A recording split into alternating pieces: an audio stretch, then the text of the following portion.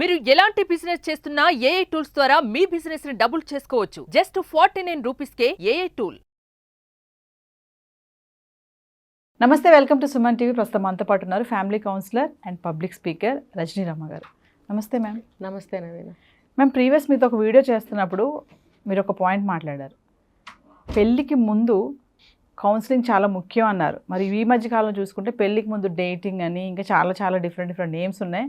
వాటి గురించి మనం అంత మాట్లాడుకోవాల్సిన అవసరం లేదు. డేటింగ్ అని ఒకటి మాట్లాడుకుందాం. డేటింగ్ ముఖ్యమా, పెళ్ళికి ముందు కౌన్సిలింగ్ ముఖ్యమా అంటే మీరేం చెప్తారు? అది పెళ్లి చేసుకోవాలి అని అనుకుంటే పెళ్ళి ఎందుకు చేసుకుంటారు? చక్కగా కలకాలం మంచిగా బ్రతకాలి, అమ్మాయి అంటే ఇష్టం అబ్బాయి అంటే ఇష్టం అనే కదా పెళ్లి చేసుకుంటారు. అటువంటిది నిలబడాలి అని అంటే డేటింగ్ అది పెద్ద సహాయం అవ్వదు. అది పెళ్ళికి ముందే సరిపోతుంది. అది పెళ్ళికి తర్వాత ఈ డేటింగ్ దేనికి పనికిరాదు. కౌన్సిలింగే పనికొస్తుంది. ఎలా ఉండాలి, ఎలా చేయాలి, పెళ్ళికి ముందు ఎవరితో ఎలా బిహేవ్ చేయాలి అనేది మీ డేటింగ్లో రానే రాదు. ఒకవేళ ఒక పార్ట్ ఆఫ్ డిస్కషన్ వచ్చినా కూడా అది అప్పుడే మర్చిపోతాం. ఏంటి మేడం అసలు డేటింగ్ అంటే ఏముంటుంది? పెళ్ళికి ముందు డేటింగ్ అంటే మేము బాగా అర్థం చేసుకుంటాం, ఒకళ్ళు అర్థం చేసుకోవాలి బాగా అనమాట. అంటే అలాంటి వాళ్ళు కొట్టుకోవట్లేదు తర్వాత పెళ్ళి అయ్యాక. అదే నేను అనేది, అది బిఫోర్ మ్యారేజ్ వరకే బాగా అర్థం చేసుకోవటం. ఎందుకంటే ఆ అబ్బాయి జేబు నిండా డబ్బు ఉంటుంది, అబ్బో అసలు చాలా నవ్వుతూ మాట్లాడతాడు, చాలా ప్రేమ చూపిస్తాడు, 10 చోట్లకి వెళ్తాం ఇద్దరం కలిసి, ఆ అబ్బాయి జేబులో డబ్బులు అయ్యే వరకు ఇద్దరం కలిసి తిరగచ్చు, ముసిముసి నవ్వులు, అదేంటంటారు చిరునవ్వులు, మరి లిప్స్టిక్ నవ్వులు అని అంటారు కదా. ఆ పిల్లలు అలా ఉన్నారు కాబట్టి నేను చెప్పాల్సి వస్తుంది.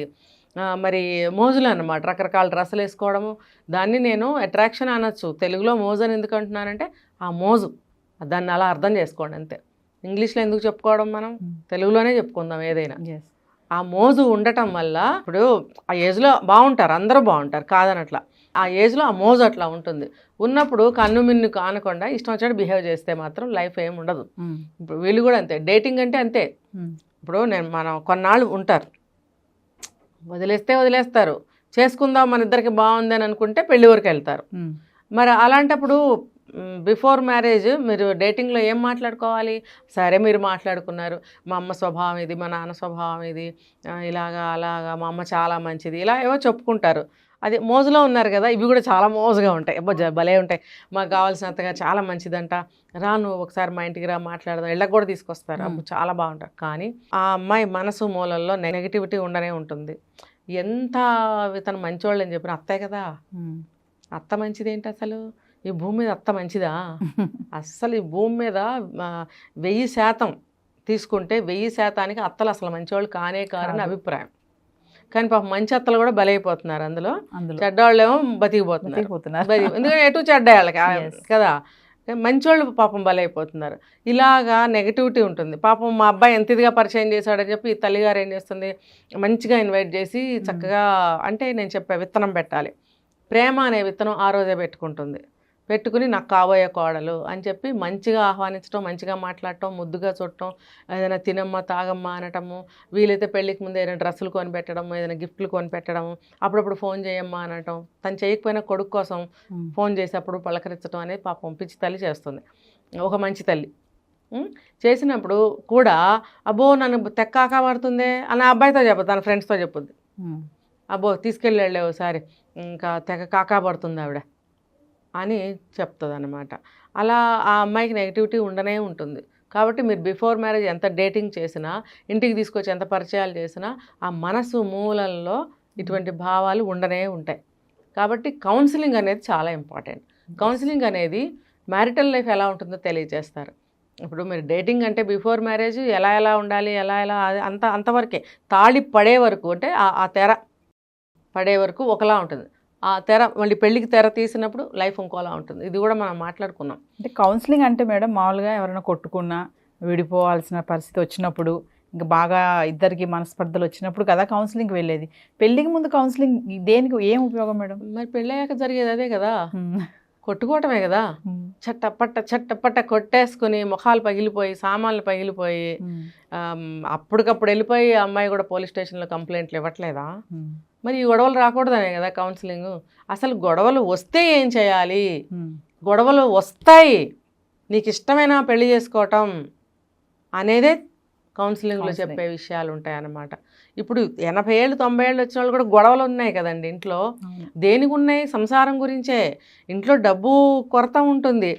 మీరు అన్నట్టు ఇందాక కొడుకులు తీరులు వల్ల కూడా ఈ తల్లిదండ్రులు బాధపడే సిచ్యువేషన్స్ ఉంటాయి.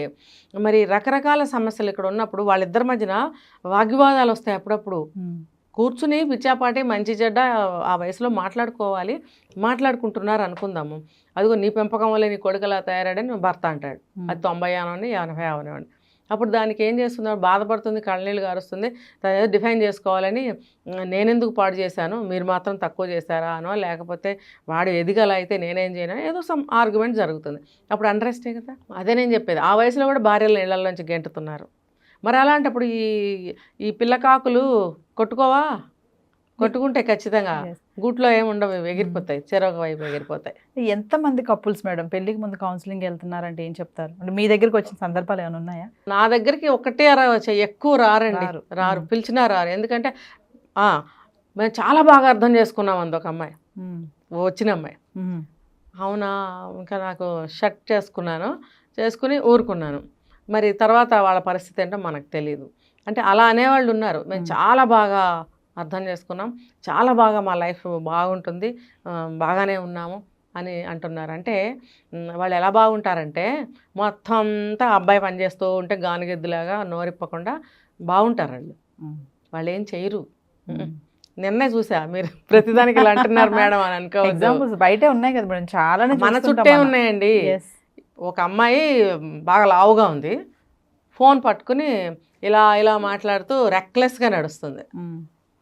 పక్కన హస్బెండ్ బాబుని ఎత్తుకున్నాడు, ఆ అమ్మాయి హ్యాండ్ బ్యాగ్ కూడా పట్టుకుని నడుస్తున్నాడు. అంటే అలా ఉంటే నువ్వు ఉంటావు.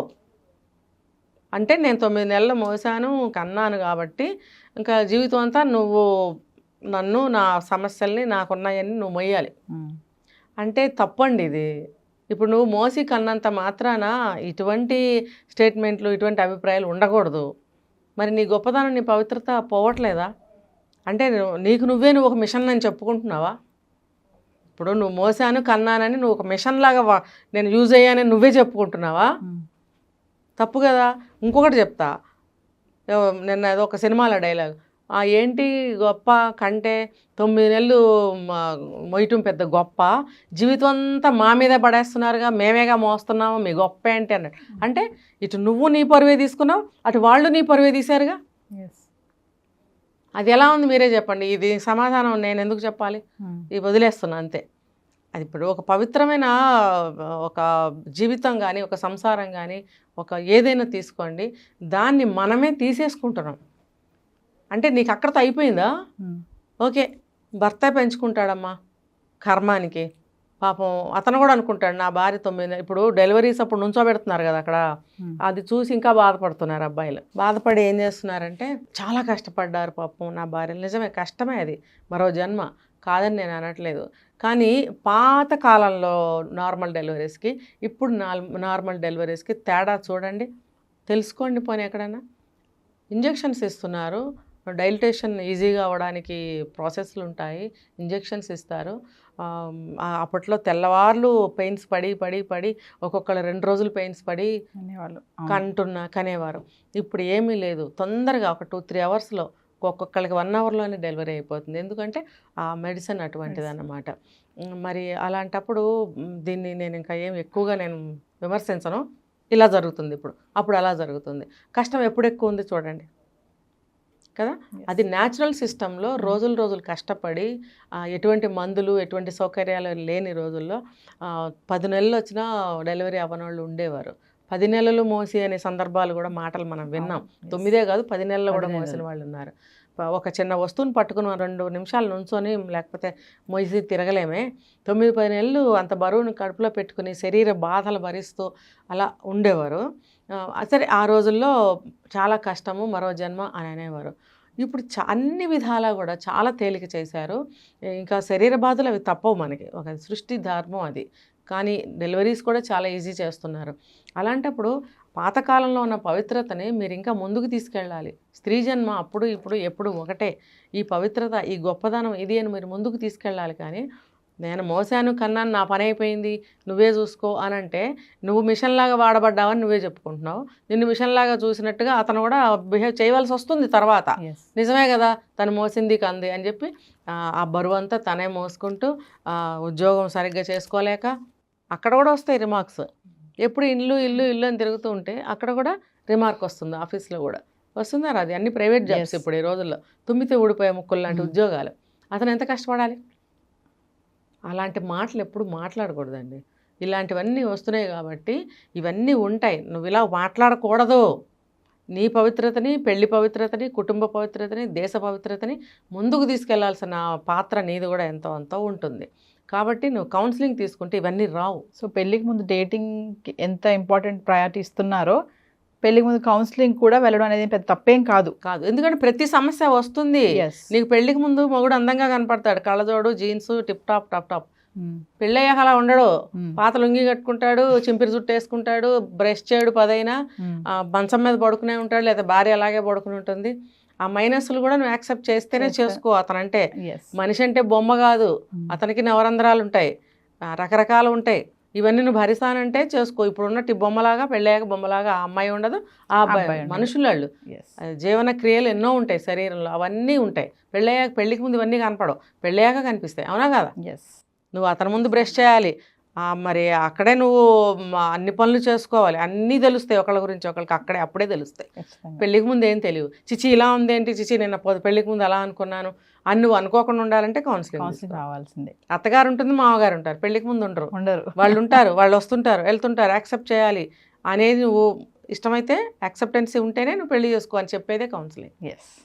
Thank you ma'am.